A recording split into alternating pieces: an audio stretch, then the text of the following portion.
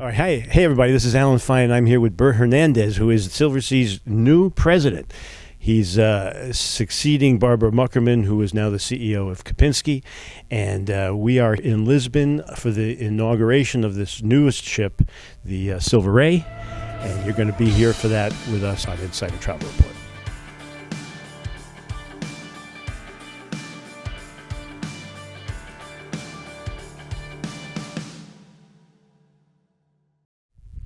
I think I know the answer to this question, but you're following Barbara Muckerman, which means you have big shoes to fill. So how are you in heels? I do quite well in them, yeah. I was thinking you would be. How long have you had the job? Oh, I think 7 weeks now, yeah. 7 weeks. Yeah, So don't worry, we're not expecting too much. No, don't worry. You can ask away. What was your career path within Royal?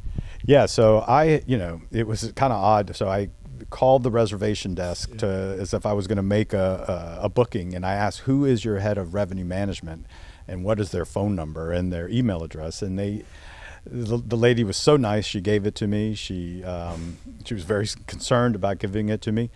I send her flowers every year on my work anniversary. She's still a friend of mine. And so I contacted this gentleman who was a mentor for me for many years afterwards, and we talked about revenue management, some of the practices, some of the ideas behind it, how I thought he could do something different in pricing.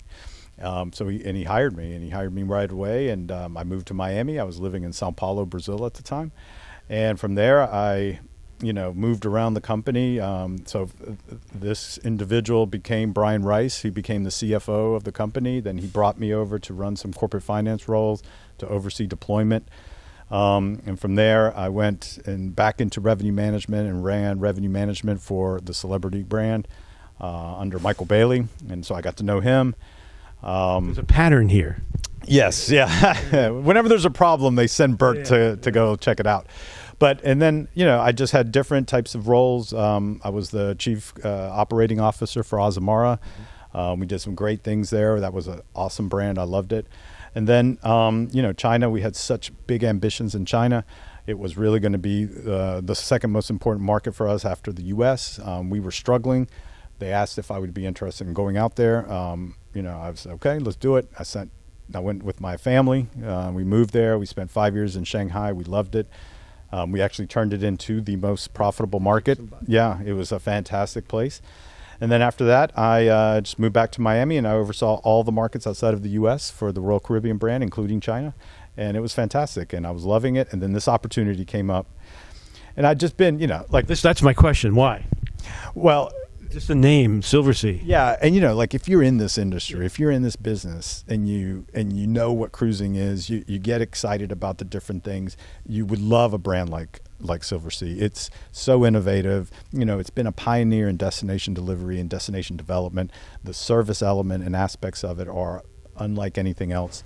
So I was looking at it like, oh my God, I would love to get my hands on that and to grow it and to really continue to evolve it and improve it. And so I'm super excited. I'm imagining you, you knew of the brand before it was a Royal brand. Oh, for sure. So you couldn't even imagine yourself involved. No, listen, when I was at Alzamara, I was downright jealous of the brand. Yeah. And when I was overseeing all of deployment and itinerary planning, I would very much study some of the itineraries and deployment that Silversea would have and offer, and they were beautiful, right? They were works of art, if you will. And so to be able to actually then have a chance to lead it, it's just an unbelievable honor. Which of the positions you've had do you feel most prepares you for being a president? Well, look, in reality, I've had business units that were bigger than Silversea. Running international for Royal Caribbean is a P&L that is bigger than almost 90% of the cruise brands. But I think really the elements that's going to serve me well and that has proven in the past that I have the ability to do this is that, I can enter very undefined situations and quickly understand what's important, get my arms around it and create strategies and execute on those strategies to really deliver what is important. You can filter out the noise. I'm very good at filtering out the noise, and I also do a really good job at just always focusing on the guest and really using data and research to understand what is important for the guest and deliver on that. It sounds simple, but it's the essence of everything. Royal Caribbean has given tremendous support to Silversea. And as you said, just approving the asymmetrical design shows that there's definitely a commitment to forward thinking. How do you think that support will continue, and how will knowing the inner workings of Royal help you?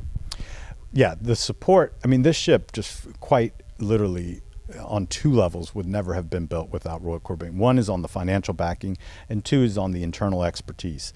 And those two elements really have gotten us where we are. Royal Caribbean is financially in a very sound position, particularly for a cruise brand. I think we're doing, objectively speaking, we are the best cruise performing brand in the market. We have big ambitions to grow the product and to grow into this category and the brand. And then also, look, in terms of, and by the way, we're helping Royal Caribbean as well, just so you know. Yeah. So Royal Caribbean is doing a world cruise at the moment, and they used a tremendous amount of our resources and knowledge and expertise to deliver on that. So I love how we're able to build off of each other. But Royal Caribbean has a lot of purchasing power. For instance, in ports, port infrastructure, we have berthing agreements and berthing preferences that we get to take and leverage. In terms of logistics and supply chain, there's always going to be real benefits there. So, the core product is really not going to be touched by Royal Caribbean, but in terms of all the supporting things where we can lower our costs and redirect those resources and allocate them to things like culinary and service and destination delivery, which we think is what the guest really values. I think that's a winning formula. Silversea has seen rapid growth. That's pretty amazing. And so what do you see as the future of the Nova class? And obviously you'll want more ships, and we're hearing that you're not really retiring any. Let's just talk about that for a bit. Yeah, we don't have plans of retiring any. They're all money making machines still. It's like, and they're fully depreciated in some cases, and they're viable assets. We'll continue to invest in them, and at some point they will retire. Everything will retire, but we are going to continue to grow the brand. In a couple of months, we'll be making a few announcements that are pretty exciting about new ventures that we're looking at. But the Nova class is a hit. The Nova class is an absolute hit. It introduces our brand to a younger demographic. It really highlights the forward and the future of the brand, but it also contains the DNA and the soul of the brand. So, those that are loyal guests that are very familiar with the product can still feel at home here, but we can also give the different options to a broader segment of guests. And you were talking about at the press conference the itineraries, and so how will you be choosing itineraries in the future?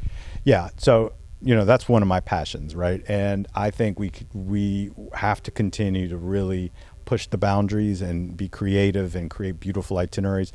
I think there's some opportunities to rationalize it and to really do a little bit more due diligence and understanding what the infrastructure looks like at the destination and what we can deliver, and make sure that experience is consistent with what we offer on board. I also think there's opportunities to provide shorter itineraries and sailings to introduce our product to a younger demographic. What I would call working class people, not working class from that standpoint, but if you have a job and you're American, not European, but if you're have a job and you're American, taking 14-day cruise is difficult. So I think there's that opportunity, but we have the ability to still kind of combine itineraries so that you can do 7-night and then do another 7-night that's completely different, and you create a beautiful 14-night pattern. So you'll see some of that. Okay. Yep. Based on research, you have pillars for luxury. Destination development and delivery was one of them. So let's talk about, please, since there are a lot of luxury products, what should Silversea do to stay current and differentiate itself from the competition, using your pillars as an example? Yeah, so our pillars really are destination delivery, culinary innovation and excellence, and personalized service, but consistent personalized service. So I think those three elements, if you provide them and you do them at the highest level, you will win. I think some of the examples that you're seeing, particularly on the culinary and destination side, is how we're kind of melding both of them. I don't know if you've had a chance to try the salt kitchen, where there's taste and dishes of the destinations that we're visiting. We have a 2-star Michelin chef here on Silversea, and he's producing just unbelievable dishes in the French restaurant La Dame. But very innovative, and I think that's one of the other things that people are looking for. They want quality, but they want to be introduced to things and exposed to things that they would normally not get access to in their everyday lives. So that's what we're trying to deliver here. And you will see, we invest greatly at it, and we will continue to increase those investments, and you'll see that will be our winning formula. Now, the Expedition product felt like it was a new thing, and it was a separate thing, but you mentioned maybe blurring the lines a little bit. Two things. One is the Expedition product is the perfect introductory product to a younger demographic, but also to a demographic that might not necessarily consider a cruise. And we've seen it already. They get exposed to it through the Galapagos or Antarctica, and then next thing you know, they're booking a med trip. But also the DNA and the spirit of what that expedition kind of really translates to. I would love that to be really immersed within our classic program, which is, this curiosity for discovery, adventure, enrichment, really understanding the world and seeing the world in a different way. So I think we can make that be kind of the ethos of what is the total brand, so that you don't have these two separate competing elements, that it's one brand. You're having an expedition experience in a very, through Zodiacs, but you can have that level of interaction with the culture and with the culinary within the Mediterranean as well. So I think it's going to work. Yeah. 5 years. I don't know. You may be in the job longer or shorter. I don't know. But what do you see for Silversea in 5 years? So in 5 years, I would love it. Continue to grow both on the expedition side, be world recognized for our culinary and our service, and that it is consistently in the top echelons of all service magazines and all service and culinary types of corners in the world. So I think that's the goal. Continue to grow, continue to delight our loyal guests, find new guests that are like-minded and are looking for the things that we have to offer, and always improving. Travel advisors are our audience. Yeah. So what are your plans for working with them? They're our biggest channel. Not only they are the biggest distribution channel, but they're just an absolute core component of our marketing strategy. They do a great job marketing the brand through formal channels, but also through word of mouth. So we want to continue that. We want to continue to build on that. We want to expand our base of travel partners, particularly in foreign markets, international markets. We're starting to dabble with that. But the travel partner is an essential piece of our growth strategy, and and we really are committed to expanding with them and to doing more business with them and to investing in them. Yeah.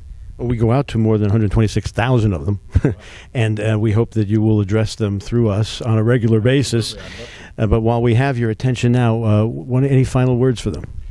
Well, just to thank you for all your support, and we hope that you will be able to visit Silversea. I know many of you are on here this week, and we're really excited, about the future of the brand, and we, again, appreciate the support and commitment. Thank you.